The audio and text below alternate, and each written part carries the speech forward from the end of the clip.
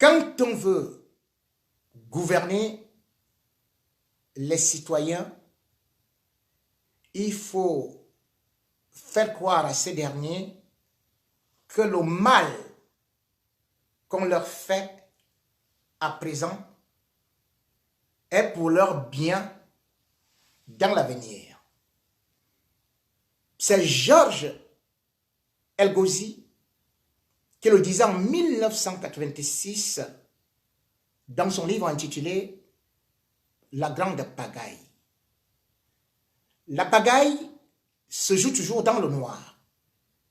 On profite parce qu'on ne vous surveille pas, parce qu'on ne vous voit pas, pour commettre toutes sortes de meurtres. Et d'ailleurs, même la sorcellerie se passe dans le noir. Le Cameroun est donc plongé dans le noir. Et on fait croire aux populations que c'est pour leur bien. Néanmoins, c'est Eno qui l'entend. C'est Néo qui le dit. C'est Néo qui nous sert aujourd'hui de plusieurs téléspectateurs de Yaoundé parce qu'ils n'ont pas d'énergie. L'électricité est vitale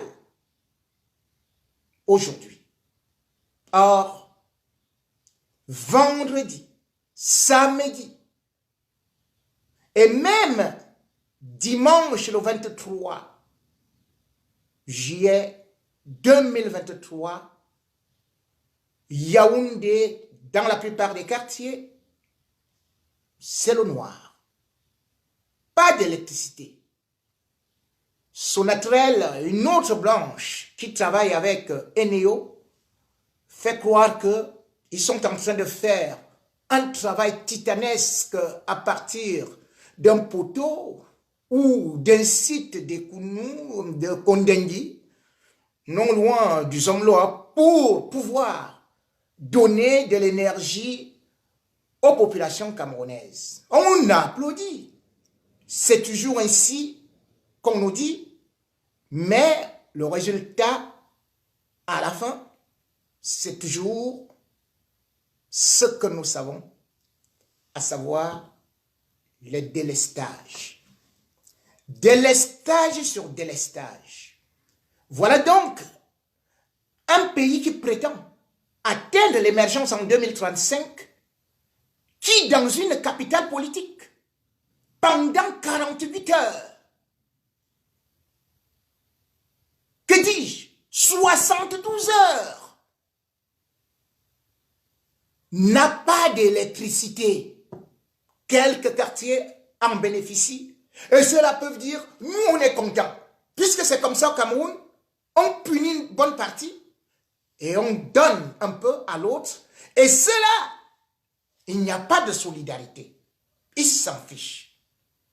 Dans quel pays au monde on peut faire tourner une usine si on n'a pas d'électricité? Dans quel pays au monde on peut garder les aliments si le congélateur est débranché pendant 72 heures, le frigo débranché?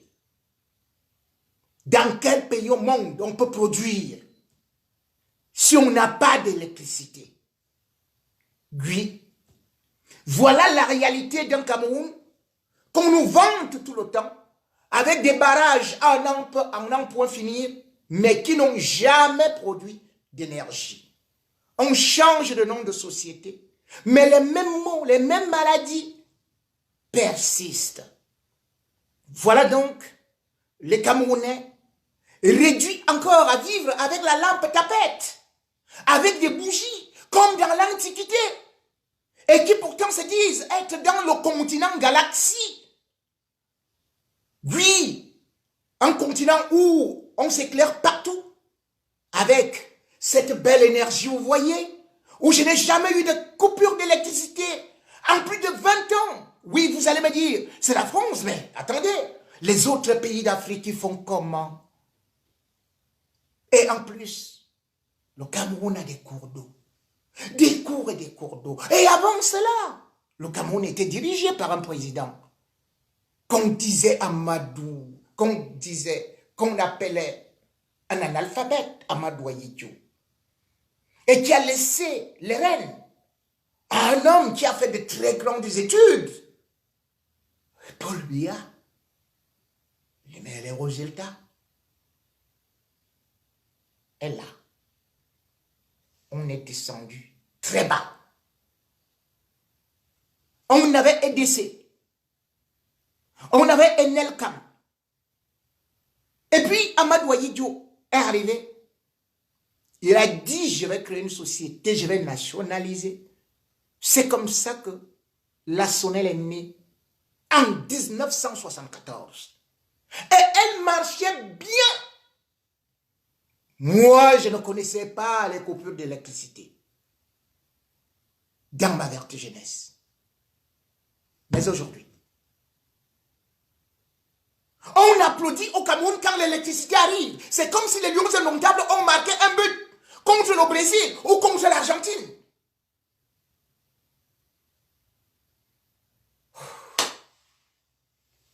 Pourtant,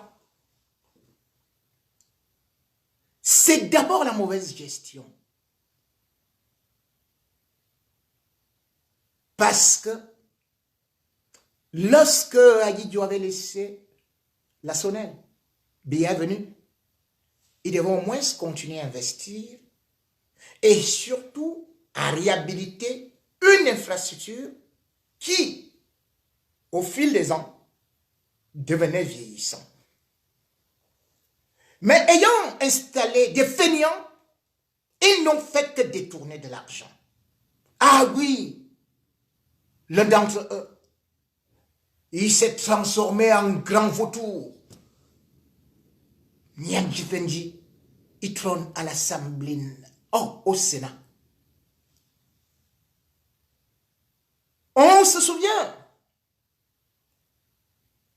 justement que c'est en 1995 que Biya a commencé à courir à gauche, à courir à droite, alors que lui-même, il avait dit qu'on ne sera jamais au FMI, que les finances étaient saines, que le Cameroun et qu'Ahidjo, son prédécesseur, avaient laissé une économie solide, que le Cameroun ne partirait jamais s'agenouiller devant la Banque mondiale. Bim! Biya est parti. Quelques mois après, se mettre à genoux devant les institutions de Bretton Woods. Voilà comment le Cameroun est entré dans le tunnel du noir. Et pour mieux être dans le noir, pas 95 justement, on a commencé à chercher comment donner la société des Noirs aux Blancs. Ah! D'où le charmant mot privatisation. Et pour mieux nous amadouer, on nous a dit, attendez, on vient avec les Américains. Et c'est ainsi que le 19 juillet 2001, notre Sonel à nous tombe entre les mains de ceux-là qu'on nous présentait comme des Américains qui allaient éclairer les villages, les champs d'arachides. Tout le monde a applaudi.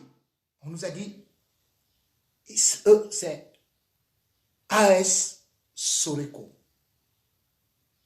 Le Cameroun subitement a changé de nom, ou plutôt sa société, pour devenir AS Sonel. Et pour mieux nous dire que c'était une charmante opération, on a dit non, on n'avait plus d'argent. La Sonel était endettée pour 21 milliards. On ne pouvait pas payer. Vous vous rendez compte? 21 milliards. On vous dit qu'un seul ministre camerounais détourne 100 milliards. On vous dit que la ligne 94 donne à un seul Zomlo 100 milliards. Mais le Cameroun, une société qui nous appartenait. Au Cameroun, on a dit que vraiment 21 milliards, là, c'est trop, on ne peut pas. On vend les bêtises. Et puis on récupère de l'argent. Voilà. On nous annonce que c'est 53 milliards. Les Américains prennent 56%. Et on dit, le Cameroun est toujours présent. On a 44%. Applaudissez. On a 53 milliards. 2 ans plus tard, on apprend que dans les caisses de l'État, il semble que seulement 23 milliards sont tombés. On n'est même pas sûr hein, que les 23 milliards sont arrivés dans les caisses de l'État. Mais où sont partis les 30 milliards? Comme vous avez, on dit non, non, vous avez mal compris. On a fait une erreur. Quand on disait là, quand on lisait là, on l'a lu, 53 milliards. Mais en réalité, c'est que le 5 était mal écrit. En fait, c'était 2.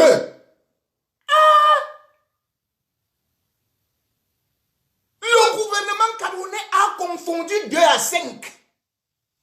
2 à 5. Voilà l'acrobatie. On s'est donc retrouvé dans une affaire de 23 milliards. Pour une société vendue à 53 milliards. Et on a gobé ça. Mais on nous a dit, ne vous en faites pas.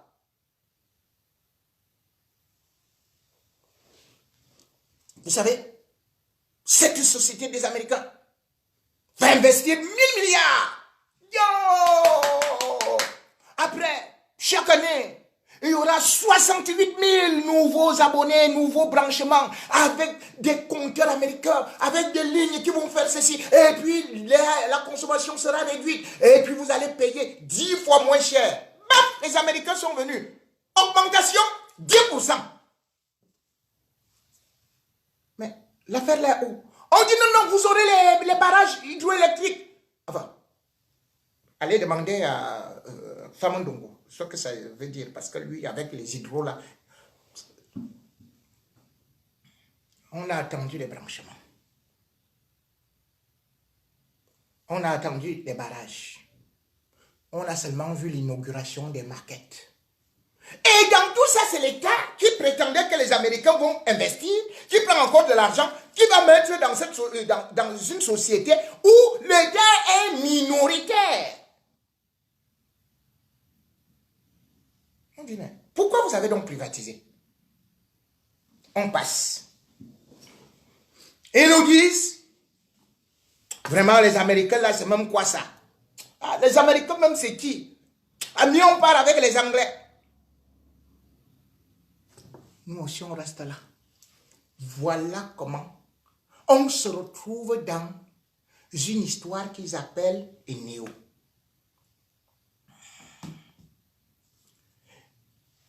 Eneo récupère donc l'histoire. On va entendre que Eneo, en fait, c'est un fonds anglais, Actis. Donc, on a changé de nom. On n'a pas changé de délestage.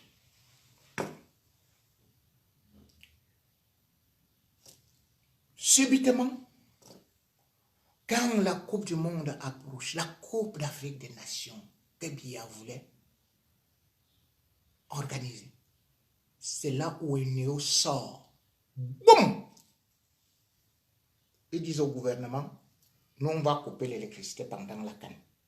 Vous nous devez 182 milliards.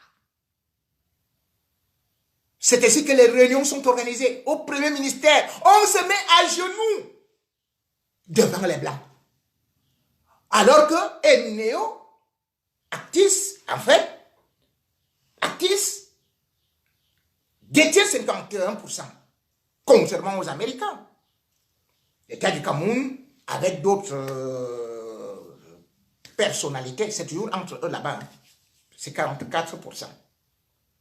L'État vient pour dire que on vous supplie, on va payer ça dans 2 mois. En 2 mois, on règle toute la dette, la 182 milliards. Donc, c'est comme ça que nous avons pu voir la CAN. Sinon, le monde entier allait découvrir un pays dans l'obscurité. Il commence par sortir 36 milliards. Et Néo se va applaudir. Mais par la suite, dès que la canne est arrivée, est terminée, où encore l'argent? Rien. Et Léo change de dirigeant. C'est toujours un blanc. Hein? Un blanc remplace un autre blanc. C'est maintenant un administrateur qui s'appelle David Greaves. Ou Grille. Celui-là est alors venu nous griller. Lui, il est venu nous griller. Et lui ne blague pas. Il nous a mis à terre. Vous savez ce qu'il a commencé à faire? Les étudiants à Douala, ils sont là. Ils sont dans les... on prépare la rentrée académique. L'année dernière. Allez, coupez-moi les bêtises.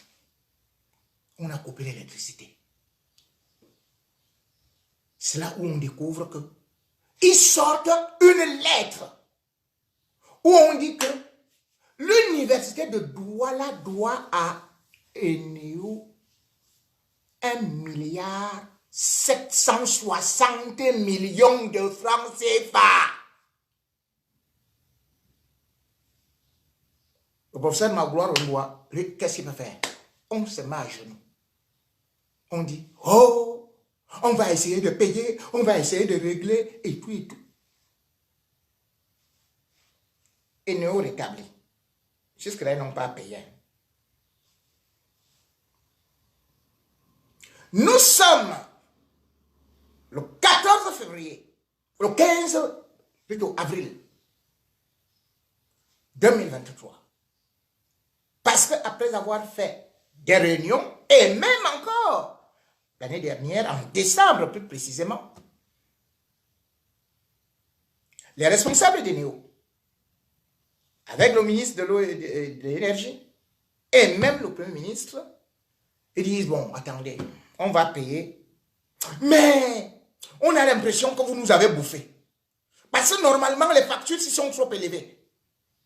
Là, NEO demande déjà 186 milliards. Et disent, nous contestons, on ne peut pas, oh, vous nous trompez, c'est comment vous nous prenez comme ça, comme des enfants. On dit, messieurs, vous n'avez pas payé l'éclairage public. Vous n'avez pas payé l'éclairage, même des ministères, l'éclairage des mairies, l'éclairage des hôpitaux, l'éclairage... Et même l'éclairage du palais. Au Cameroun ne paye pas.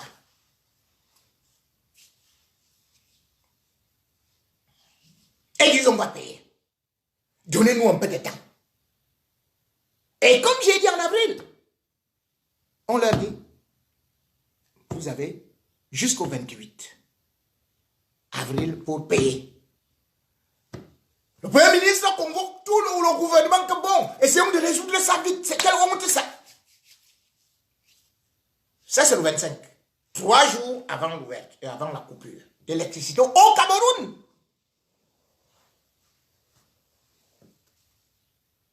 N'est-ce pas que nous voici, ils prennent des engagements. Rien. On envoie des sommations, on envoie ceci. Maintenant, Eneo a augmenté la dose. Ils disent qu'en août là,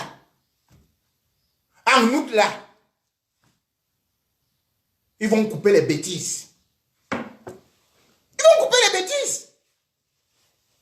Vous avez vu ça? Les hôpitaux là n'auront plus d'électricité. Les mairies là, tout ça là, le Cameroun sera dans le noir. Le noir. Vous voyez ça? On avait déjà coupé l'électricité au palais hein, en 2013. En juillet. Bobby a commencé à courir partout. Une présidence de la République. Oubliant que c'est lui qui a privatisé. Il a commencé à dire que wow, qu'est-ce qu'on va faire et tout. Dernièrement, ils ont fait arrêter le directeur de Néo. Mais là, le problème, c'est que ce n'est pas un Camerounais. Immédiatement, ils ont dit, dès que les Anglo ont dit, vous voulez quoi? Ils ont dit non, c'est que nous, on voulait seulement causer avec lui. On voulait aussi lui donner un peu de sangha. Vous savez que c'est le mec que les grandes personnalités comme, voilà, je n'ai peur de personne, aiment. Vraiment, vous savez que même le ministre de la Justice, il aime le sangha. On voulait aussi que le directeur de Néo mange un peu de sangha. C'est comme ça qu'ils ont résolu ça. En disant que non, c'était juste une invitation. Hein. Nous, on ne voulait même on ne voulait même pas le toucher. Parce que maintenant, on parle de conciliation, on parle des tribunaux, et c'est une affaire qui va encore aggraver la situation de l'État du Cameroun, dont les finances les caisses sont vides, complètement vides, au grand vide. Vous savez, pour qu'ils arrivent là, l'État du Cameroun, ou plutôt le gouvernement, avait pris l'engagement de prendre par exemple des dettes comme celle d'Alucam. Alucam, vous vous rendez compte quand même qu'Alucam fait des bénéfices, mais vous ne parvenez pas à payer l'électricité. Mais parce que Eneo se retrouve dans une situation où c'est une société qui est aussi endettée. Eneo est maintenant endetté à près de 200 milliards. Pourquoi? Parce que il y a, par exemple, ce qu'ils appellent les machines thermales et tout. Ça, et il y a des opérateurs privés, et il y a des sous-traitants qui livrent de l'énergie et autres produits à Eneo. Eneo doit payer les taxes. Eneo doit payer les salaires. Eneo doit payer le fonds. Mais, donc, Eneo dit aujourd'hui que chaque mois, en tout et pour tout, il peut recevoir 26 milliards. Mais, Eneo dit dépenser 34 milliards. Vous vous rendez compte? On vient nous couper l'électricité. Ah, vous, parce que je ne suis pas là-bas avec vous. On vous coupe l'électricité. Mais vous ne savez pas que c'est l'État. On vient avec les policiers, mais on vous dit que les commissariats ne paient pas. On vient avec la gendarmerie, on vous dit que la gendarmerie là, elle-même ne paie pas l'électricité. Mais quand les néons viennent couper chez vous, ce sont ces gens-là qui sont les premiers, comme si vous êtes des plus grands bandits. Alors que c'est l'État du Cameroun qui est... C'est le gouvernement qui est un gouvernement de malfrats. Ils ont pris des engagements. Ils ne parviennent pas à honorer. Je vous prends le cas d'Alucam. Ils ont dit, chaque mois, combien ils devraient payer à Alucam là? Je crois que... Alucam, c'est 1,3 milliard que l'État a pris l'engagement de payer pour se désengager. Dès qu'ils ont fini de signer ça, chacun a dit, erreur Fomboutoum pour Nadame Fondos, vous la vous croyez que quoi? Nous on est les faits mal. On est dans le pays de donation, quoi. Allez là-bas. N'est-ce pas que les Anglo ont tourné le dos? 6 mois après, même pas 5 francs, même pas 5.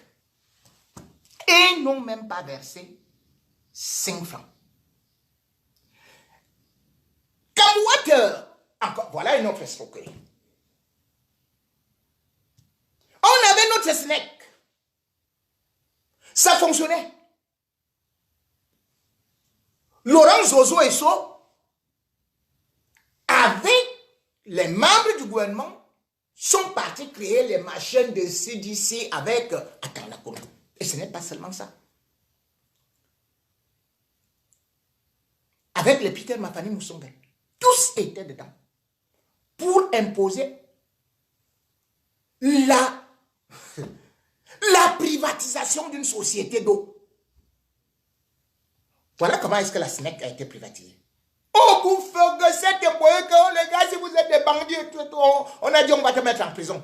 On va te mettre en prison, c'est quoi ça? On doit privatiser l'eau. C'est l'eau qui viendrait du Maroc. Attends, c'est les Marocains qui viennent maintenant nous donner l'eau du Mfundi. Attends, tu es en train de dire quoi là? Les Marocains viennent nous donner l'eau de la Sénégal. Et toi, tu veux discuter avec qui? L'autre qui vient du Maroc est mieux que l'autre qui vient de la Sénégal.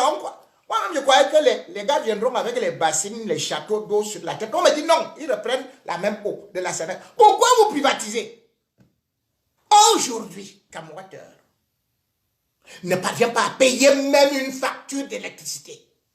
Camwater est endetté à un niveau 100 fois plus qu'avant. Vous vous rendez compte? Camwater devait payer chaque mois 750 millions d'électricité. Camwater a versé à peine 200 millions. 200 millions. L'État lui-même s'était engagé que on va verser, comme les caisses sont vraiment vides là, on va souvent verser un peu, mais on va donner quand même au moins 1 milliard chaque mois. Après 16 mois, l'État n'a versé que 10 milliards. 10 milliards.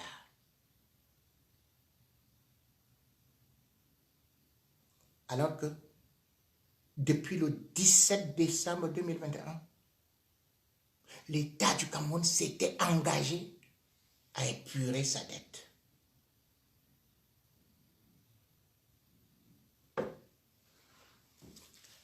Quand on fait la mauvaise gestion, voilà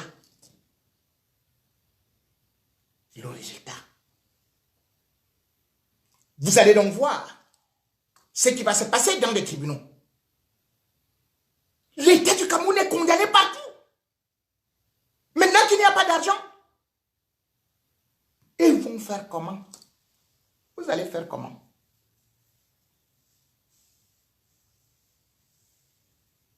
Un pays qui doit avancer ne fait que reculer, ne fait que s'endetter. La dette extérieure de l'État du Cameroun est astronomique puisque d'autres dettes sont même cachées. Quand Biya arrivait, on n'avait même pas 1 milliard de dettes. On parle quand même là que nous sommes déjà à plus de 14 000 milliards. Attends. On n'est pas à 5 000 milliards. Hein? On n'est pas à 10 000 milliards. Hein? On est à plus de 14 000 milliards. Paul Biya, ayop, continuez à chanter. Sauf que sans électricité, même votre ventilateur ne va plus fonctionner. Sans électricité, malheureusement, beaucoup ne peuvent plus m'écouter. Ils se baladent déjà de quartier en quartier pour chercher où brancher un téléphone portable. Ils se baladent de quartier en quartier pour chercher où boire de l'eau glacée. 41 ans au pouvoir. Voilà le résultat. Tout a été privatisé. Et peut-être même le palais de Toudi lui-même sera vendu aux enchères. Parce qu'aujourd'hui, on a tout vendu. Il ne reste plus que le palais de Toudi, qui certainement a déjà été hypothéqué, alors qu'Amadou Ahidjo n'y a même pas fait 6 mois. Lui a remis l'État, les clés à Biya, quand le palais brillait. Plus d'ascenseur, plus rien. Tout est en train de tomber, de faner. Il n'y a plus rien à espérer de ce régime. Vous qui avez espéré, parce qu'il vous disait, nous sommes au bout du tunnel, vous comprenez aujourd'hui ce que veut dire le tunnel. C'est noir. Johnny Hallyday l'avait chanté. Noir, c'est noir. Il n'y a plus d'espoir.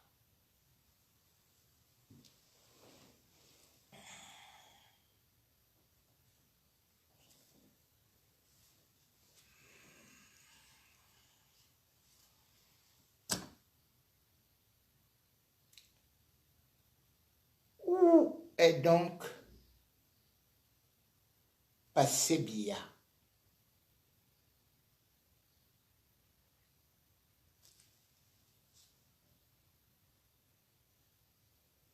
Plus d'un mois, les Camerounais ne savent pas où est parti leur chef d'État, mais tout un chacun s'imagine, grâce à certaines incursions de la base, que lui, il est à l'abri du délestage, des moustiques, de la soif, puisqu'il mange bien, boit bien, va à l'hôpital. Il n'a pas un problème. Il est à Genève. Il se pavane avec la famille, puisque presque tout le palais d'étudiants a déménagé pour aller croquer la vie. Ah oh, elle est belle la vie. Et puis, il y a eu ces Amazones qui sont allés après les combattants de la diaspora, l'indisposé, faire qu'ils ne ferment pas l'œil. Après donc, les combattants dirigés par le général Wanto, cette fois-ci, c'est des Amazones toutes décidées qui sont allées de ce côté-là essayer de réveiller un chef d'État qui s'en fout de ce qui se passe chez lui. Ce qui se passe chez lui, ce sont d'autres pays qui s'inquiètent, qui voient des lendemains sombres et qui voient la situation où les germes du Rwanda de plus en plus se multiplier dans un Cameroun qui ressemble à un gros corps malade. Le Cameroun est en guerre. Une guerre qui a commencé dans des régions anglophones, mais qui aujourd'hui prend une autre ampleur. Après des assassinats qu'on a pu voir à Bamenda, des massacres, eh bien, certaines puissances ont commencé à prendre la parole et à sortir et à rappeler à Paul Biya de réagir. Les États-Unis, première puissance mondiale, par le truchement de leur ambassade à Yaoundé, ont donc clairement exprimé leur désaccord avec le régime en disant ce que j'ai toujours répété depuis, que la guerre ne pouvait pas résoudre cette crise et que les choses allaient s'aggraver. Les États-Unis ont donc demandé à Paul Biya d'aller vers le dialogue. Mais comme d'habitude, il n'entendra pas cet appel, malgré le fait que certaines puissances voient déjà qu'il faut chercher à durcir le temps vis-à-vis des autorités de Yaoundé. Au moment où les États-Unis le disent, la situation dans les régions du Nozo, qui parfois ne préoccupait pas les francophones, est donc en train de tourner au vinaigre. En effet, depuis quelques jours, les Ambazoniens ont décidé d'en découdre avec des francophones. Ils vous prennent, vous êtes civil, ils vous abattent. Et ceci dans des carrefours. Aucune télévision n'en parle au pays. Et pourtant, c'est la débandade actuellement dans des régions anglophones.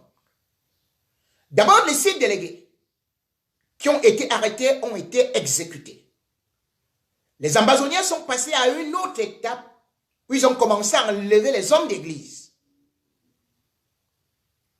Ils ont d'ailleurs enterré un pasteur de Tchang de l'église protestante complètement vivant. Et il n'est pas le seul qui a subi cela. 6 prélats, 5 prélats, autant pour moi, ont été enlevés.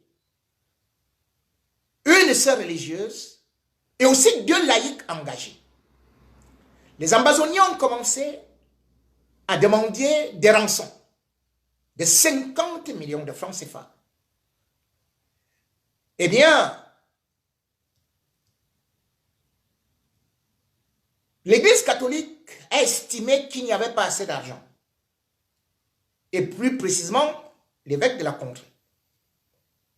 Ils ont donc diminué à 25 millions. L'Église a encore répondu qu'il n'y avait pas d'argent. Et là, les ambazoniens ont dit qu'ils vont les exécuter. Et ça ne blague plus.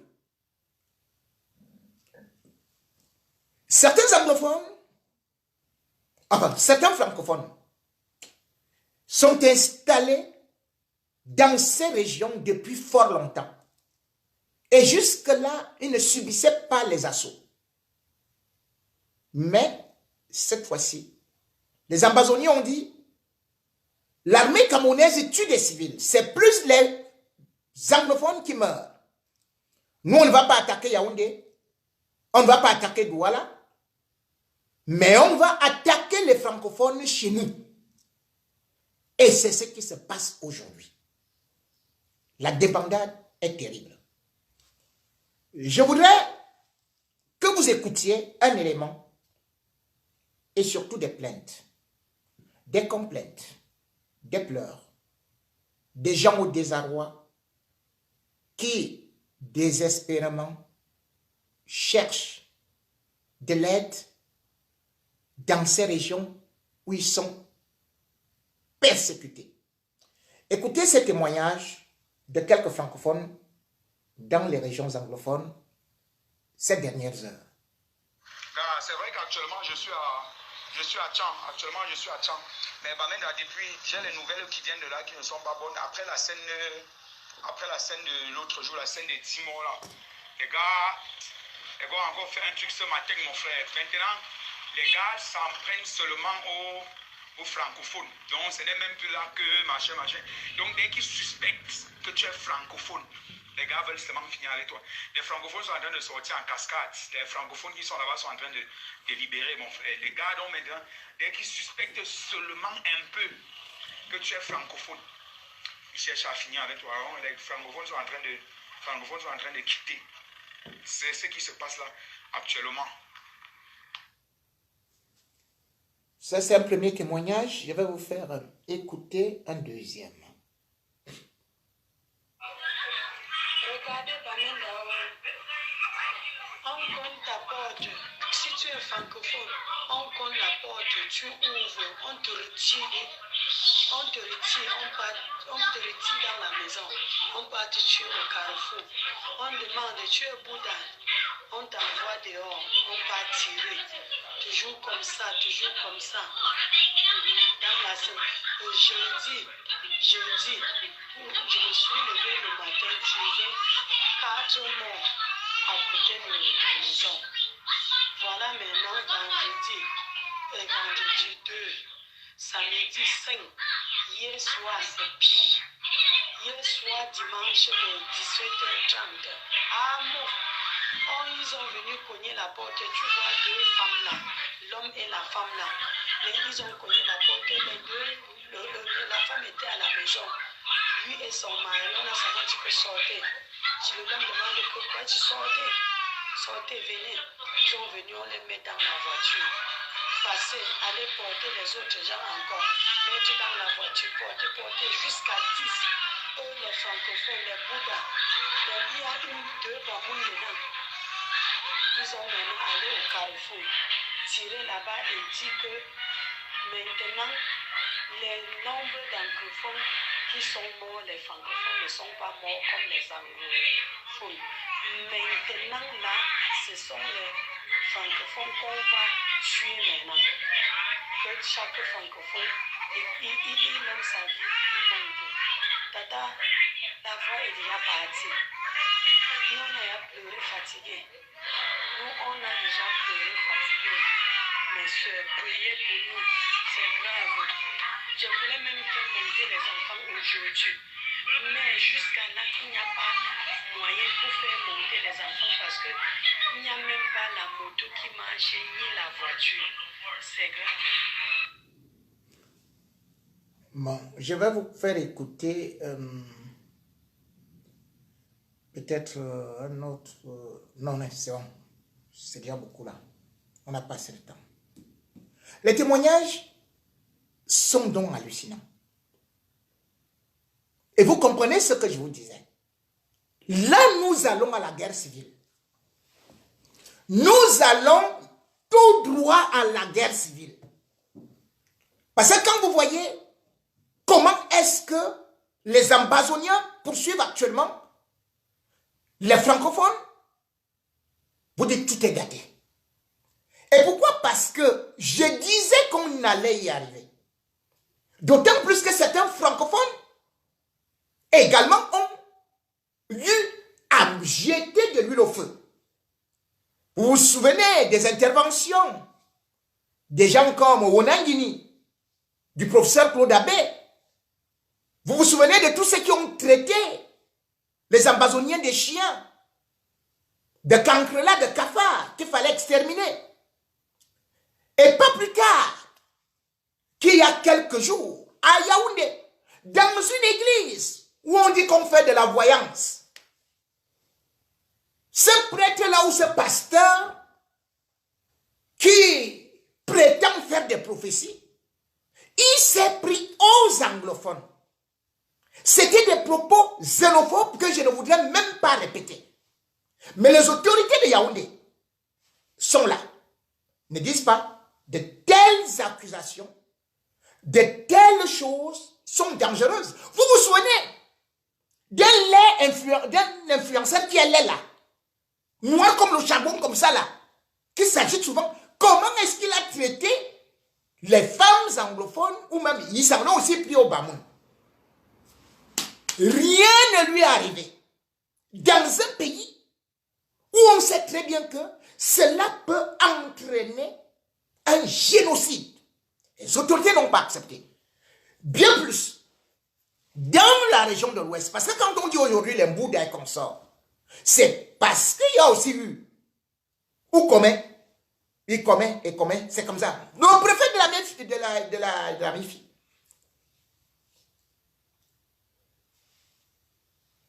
Et il y avait une rumeur qu'il y avait des Ambazoniens ou bien des anglophones qui arrivaient dans une contrée et que c'était, il fallait faire ceci. Mais le prophète est sorti. Le prophète dit aux populations, faites très attention, signalez-nous dès que vous allez voir les étrangers et tout et tout. C'est devenu donc une chasse contre les anglophones. Aujourd'hui, quand les anglophones voient que parfois l'armée va et tire sur les civils, eh bien, ils se disent que mais nous, on vient avec des francophones, on ne tire pas sur eux, maintenant on va se venger. Plusieurs leaders anglophones, dans leur fora, ils ont partagé cette idée qu'il faut désormais exécuter les francophones. C'est donc très grave. D'autres anglophones se sont opposés, ceux qui sont moins radicaux, mais ils sont minoritaires. Ils ont dit, mais les gars, on est en train d'aller où là? Certains ont même dit, mais quand on a même engagé la lutte, on demandait de la cotisation parmi toutes les populations. Il y a des commerçants francophones qui nous ont aidés.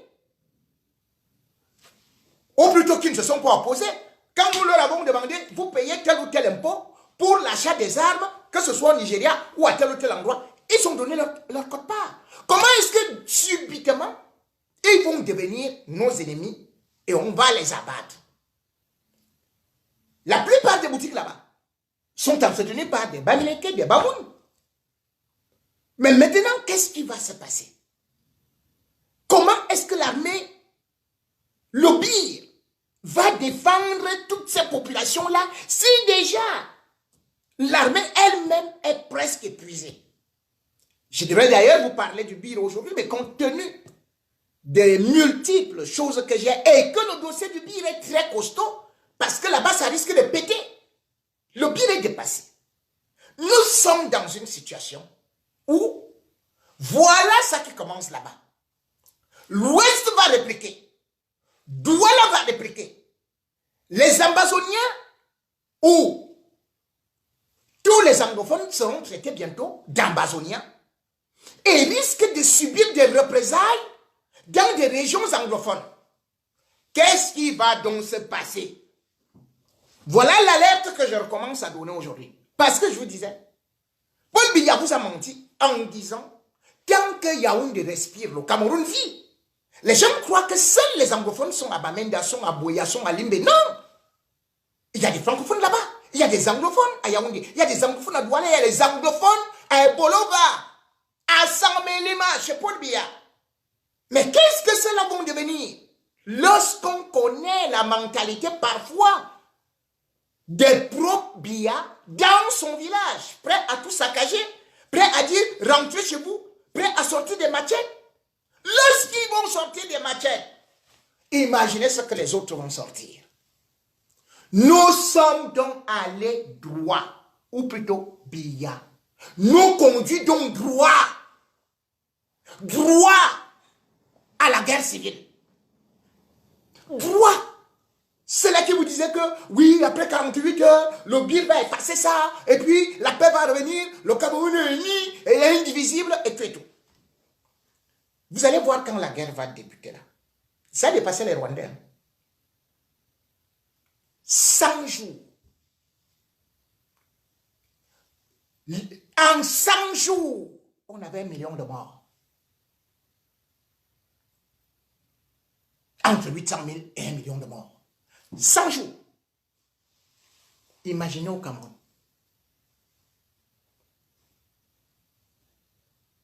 Si la guerre civile fait 3 mois. Et comme il est difficile d'arrêter une guerre civile.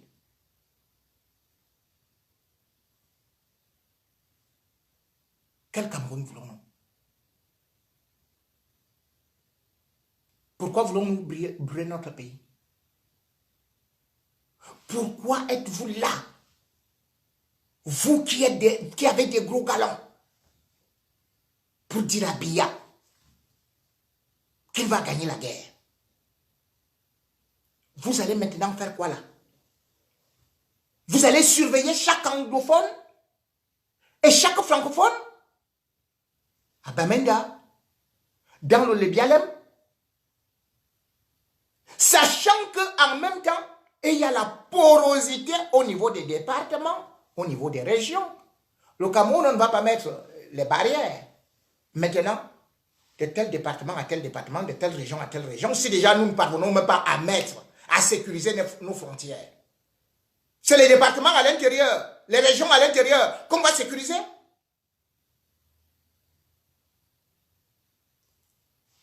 Moi, j'ai toujours dit, je n'accepterai pas et je ne supporterai jamais une armée qui fait des exécutions extrajudiciaires. Je condamnerai toujours. Mais cependant, je supporte une armée républicaine. Parce qu'il y a des professionnels dans l'armée. Et il y a plein de gens dans cette armée qui ne veulent pas et qui dénoncent. D'ailleurs, je fais comment pour avoir les informations de l'armée?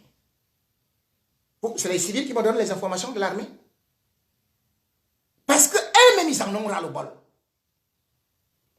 Mais cependant également, je supporte des peuples accablés, meurtris, piétinés, qui n'ont pas de droit, qui revendiquent au moins ce qui leur revient de droit. Cela, je les supporte. Mais je ne supporterai jamais quelqu'un qui va assassiner un francophone qui n'a rien fait, qui n'a aucune parenté même avec Biya, qui subit les affres de ce régime. Comment vous pouvez aller les assassiner? Mais vous voulez maintenant transformer votre cause en quoi?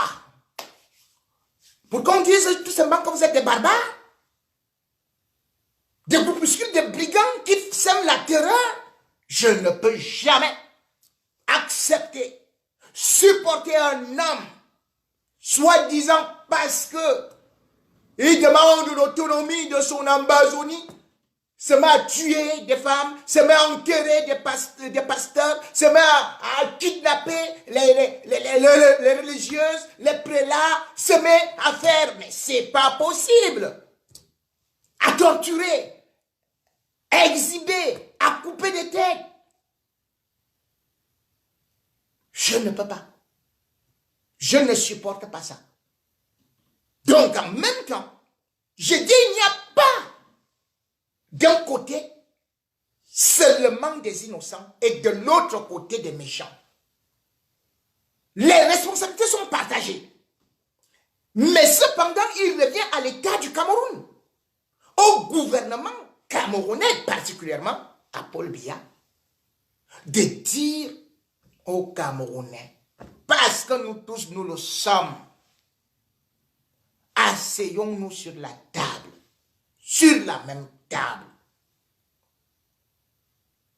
Balisons, balayons, recommençons. Regardons-nous, embrassons-nous, pardonnons-nous. Sinon, ce sera l'Armageddon. Donc, plus rien. Parce que tout va brûler. Et on attendra peut-être la renaissance. Cette renaissance, sans les vieux démons, sans ceux qui sont là aujourd'hui, sans nous. Parce que nous tous aurons participé à l'extermination. Nous tous aurons été dans l'incapacité de pouvoir nous dire pardon. Nous tous auront été incapables de pouvoir avoir l'indignation et puis se dire il faut de l'humilité pour pouvoir faire une nation. Il faut de la solidarité.